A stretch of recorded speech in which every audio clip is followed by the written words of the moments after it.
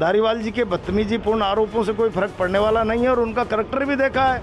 मेरी उम्र में उन्होंने क्या क्या कारनामे किए थे जब विद्यार्थी जीवन में। मैं शहर के लोगों, ये मंत्री मवालियों की तरह गैर कानूनी काम कर रहा है, विधिक मार्ग पर नहीं है। आप लोगों की आंखों में कब तक धूल झोंकोगे? आपका नजरिया तो बड़े कामों में पैसा खुर्द बुर्द करके कमीशन खोरी, और अब तो सोनिया जी, राहुल जी ने भी आपका चेहरा काला पोत पात दिया और अब पता नहीं किन शर्तों के बाद आपको सफेदा पोत कर वापस भेज दिया मैदान में। नमस्कार, मैं हूं नूपुर जारोली लोढ़ा और आप देख रहे हैं राजस्थान तक।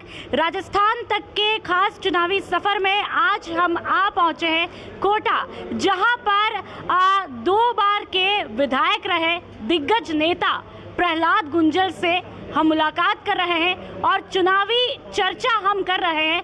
प्रहलाद जी, सबसे पहले आपका बहुत बहुत स्वागत है राजस्थान तक पे। धन्यवाद आपका। कोटा आपके सामने है मंत्री शांति धारीवाल। इस बार किस तरह की फाइट आप देख रहे हैं? 2013 का इतिहास रिपीट होगा। 2013 में भी शांति धारीवाल और हम आमने सामने थे और कोटा की जनता ने धारीवाल जी को धूल चटाई थी। तब भी अपने आप को विकास पुरुष और बहुत नेक्स्ट टू सीएम ताकतवर मंत्री कहा करते थे। लेकिन मैं हमेशा एक बात कहता हूँ, विकास एक सतत प्रक्रिया है। जो भी राज आता है विकास करता है। मोदी जी ने हिंदुस्तान को दुनिया में 5वें नंबर की ताकत बना दिया, लेकिन उन सब के बाद भी आम आदमी के आत्मसम्मान की चिंता करना, उसकी सुरक्षा की गारंटी देना, ये सरकारों के और जनप्रतिनिधियों के लिए अहम विषय है।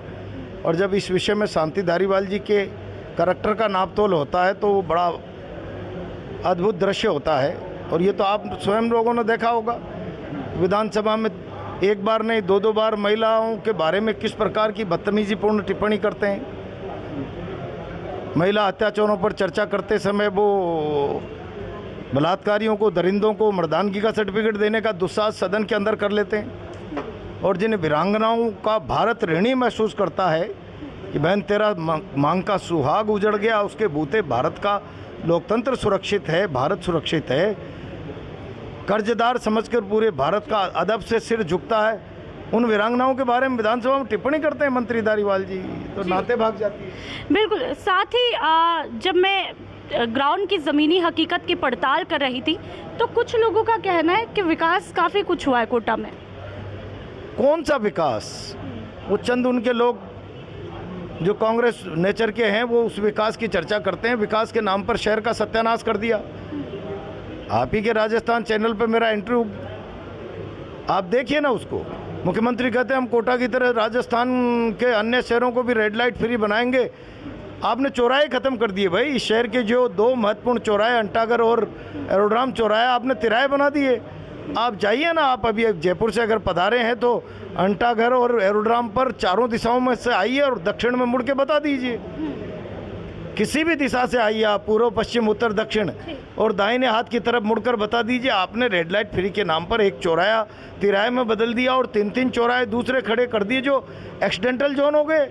आपके इस अद्भुत विकास के रेड लाइट फ्री शहर के बाद तो एक्सीडेंटों में मौत का आंकड़ा दुगना हो गया इस शहर में भाई। आप लोगों की आंखों में कब तक धूल झोंकोगे? आपका नजरिया तो बड़े कामों में पैसा खुर्द बुर्द करके कमीशन खोरी, और अब तो सोनिया जी, राहुल जी ने भी आपका चेहरा काला पोत पात दिया और अब पता नहीं किन शर्तों के बाद आपको सफेदा पोत कर वापस भेज दिया मैदान में। बिल्कुल।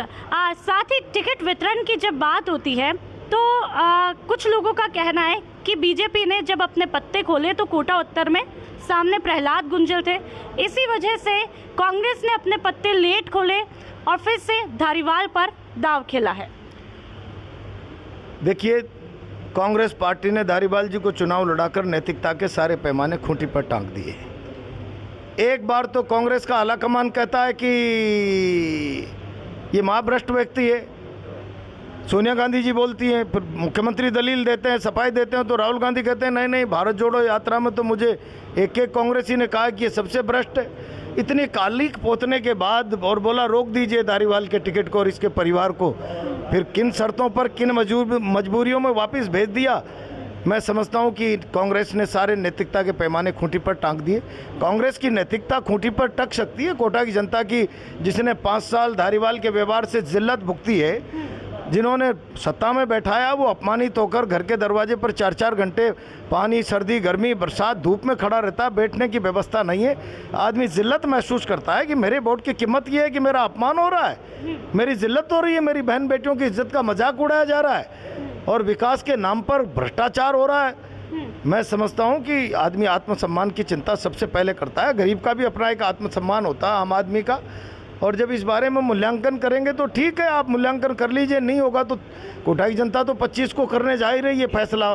3 दिसंबर को पूरे हिंदुस्तान को पता लग जाएगा क्या परिणाम। आपने एनजीटी का मुद्दा भी उठाया और हाल ही में बीच में देखा कि हमने इस मुद्दे पर सीएम का दौरा भी कैंसिल हुआ था, इस पे क्या कहेंगे? देखिए, मैंने एनजीटी का मुद्दा इस रूप में उठाया। मैं 3 साल से जब से ये रिवरफ्रंट का काम चालू हुआ तब से कह रहा हूँ, शहर के लोगों, ये मंत्री मवालियों की तरह गैरकानूनी काम कर रहा है, विधिक मार्ग पर नहीं है।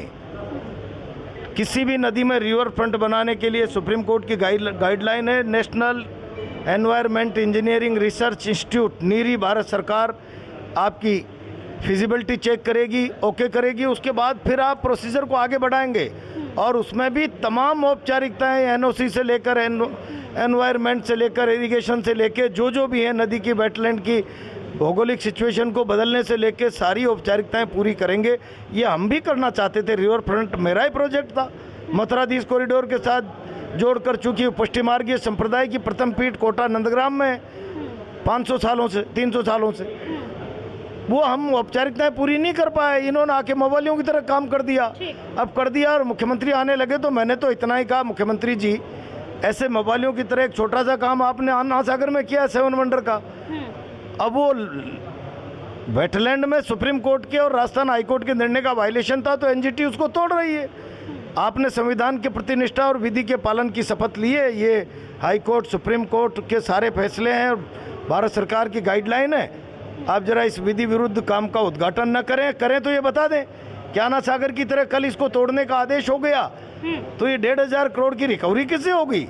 मुख्यमंत्री डर गए क्योंकि मुख्यमंत्री ने एग्जामिन कराया कि ये गैरकानूनी काम हुआ। और मैं आपसे पूछना चाहता हूँ कि प्रहलाद गुंजल गैरकानूनी काम करे तो राज रोके, कानून रोके, और जब कानून बनाने वाले और कानून की पालना कराने वाले गैरकानूनी काम करे तो कौन रोके भाई? ठीक है। और इसलिए कोटा रोकेगा 25 नवंबर को हर सूरत में। ठीक है। चुनौतियां बहुत ज्यादा दिख रही है क्योंकि जब हमने लोगों से बातचीत करने की कोशिश की, चुनावी पोस्टमार्टम किया, तो लोगों का कहना इस बार बहुत टफ फाइट है। कहा नहीं जा सकता कि प्रहलाद गुंजल होंगे या शांति धारीवाल। प्रहलाद गुंजल ही होंगे। कोटा की जनता मन बना चुकी है। धारीवाल का करैक्टर कैसा है विद्यार्थी जीवन से देखा है। आज वो कोई मेरे मुकदमों की बातें करने गए हैं। प्रहलाद गुंजल को 17-18 साल से इस कोटा शहर की सड़कों पर आम आदमी की आवाज़ बनकर जिंदाबाद मुर्दाबाद मेरा करैक्टर देखा है यहाँ की जनता ने। धारीवाल जी के बदतमीजीपूर्ण आरोपों से कोई फर्क पड़ने वाला नहीं है और उनका करैक्टर भी देखा है। मेरी उम्र में उन्होंने क्या क्या कारनामे किए थे जब विद्यार्थी जीवन में मैं कहूँगा तो। और इसीलिए कोटा की जनता करैक्टर पर भी फैसला करने वाली है, चूँकि जिल्लत महसूस की है। हमने सार्वजनिक जीवन की मर्यादा को कभी नहीं लांगा। मैं भी 10 साल एमएलए रह लिया हूँ, वो मिनिस्टर रहे होंगे।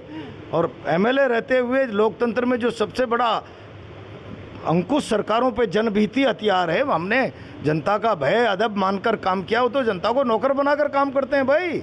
एक एक आदमी भयग्रस्त है और जनभीति ही अगर लोकतंत्र में खत्म हो जाएगी अंकुश के रूप में सरकारों पे, तो राम मनोहर लोहिया ने कहा भैया सड़कें सुनी रहेगी तो संसद सरकारें आवारा हो जाएंगी।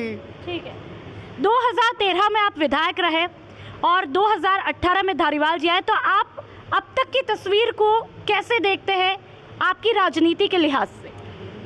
मैंने धारीवाल जी के एक भ्रष्टाचार और गलत काम का 5 साल सड़कों पर रहकर खड़े होकर विरोध किया हजारों लोगों के साथ। और मुझे पता है कि मैं सरकार के खिलाफ बोल रहा हूँ, केवल एक कॉल कर रहा हूँ। आजकल तो राजनीति में लोग आते नहीं है, लाए जाते हैं। पूछिए ना आपके यहाँ लोकल कोई संवाददाता हो तो।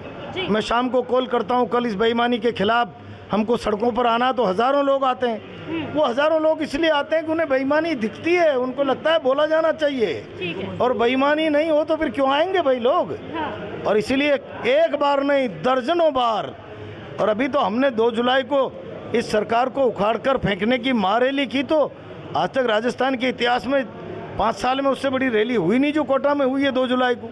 ठीक है, साथ में प्रहलाद गुंजल जी, अब 25 नवंबर और 3 दिसंबर पर हमारी नज़रें टिकी हुई है।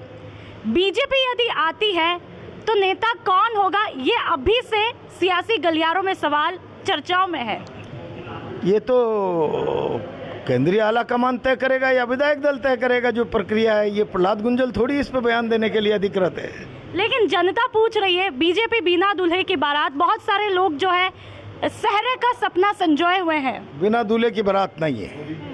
बीजेपी में आने को मुख्यमंत्री के दावेदार हैं और सबसे बड़ी बात तो 2 बार राजस्थान की मुख्यमंत्री रही हुई हमारी नेता वसुंधरा जी चुनाव लड़ रही है, तो बिना दूल्हे की बारात कैसे बोल सकते हैं। और वो हमारे नेशनल राष्ट्रीय नेतृत्व का हिस्सा भी हैं, इसलिए इसमें ये केवल अखबार का सा, मीडिया का सा सवाल है। बीजेपी में बहुत नेता और यहाँ तो कार्यकर्ता ही नेता होता है। दुनिया की एकमात्र पार्टी है जहाँ कार्यकर्ता का कितना बड़ा सम्मान होता है कि चाय वाला प्रधानमंत्री बन जाए। कहीं और जगह संभव है क्या ये? ठीक है, आपका एक वीडियो वायरल हुआ सोशल मीडिया पे, ओम बिरला साहब से जब आपने मुलाकात की तो इस तरह की चर्चाएं हुई, 2 नदी का मिलन हुआ है। पार्टी की व्यवस्था में परस्पर आपस में मिलना होता है। सारे शीर्ष नेतृत्व की ऐसी मंशा थी कि आपस में संवादहीनता खत्म होनी चाहिए, तो खत्म हो गई संवादहीनता। ये तो अच्छा ही हुआ ना, गलत हुआ क्या? ये तो आप बताएंगे। ये मीडिया वाले तो चाहते हैं कि बस ये विवाद बना रहे तो बातें बनती रहे। जी चलिए, बहुत बहुत शुक्रिया प्रहलाद गुंजल जी। तो हमने देखा कि दिग्गज नेता प्रहलाद गुंजल ने तमाम सवालों के बेबाकी के साथ में जवाब दिए और इन्होंने इस बार फिर से बीजेपी की सरकार आने का दावा करते हुए दिखाई दिए।